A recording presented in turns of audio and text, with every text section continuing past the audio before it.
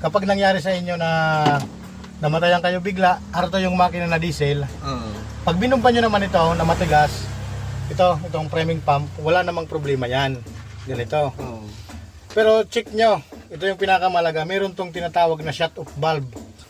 Ito, meron tong nakakabit na shut off valve.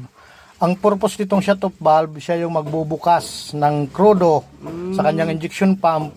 Ginagamitan siya ng solenoid, solenoid siya na supply positive para pag inon mo yung susi, magbubukas yung kanyang valve sa loob at para pumasok yung krudo. At pag inop mo naman yung susi, siya naman yung magsasara ng krudo para mamatay yung makina. Yan ang purpose niya na shut off valve. Ito ang nangyari nito. Yan o. Green. Walang supply na positive. Ayan o. Ito. Ito yan. Ito yan. Kaya kung makikita nyo, ayan o. Putol, ang fuse. Kulay pula. Pag nilagay ko sa kabilang terminal, green. So ang problema nito, fuse. Bunutin natin. Ayan o. Putol ang fuse. Yun, naging pula. Yan, off. Kulay green. Pag on, ayan, kulay pula.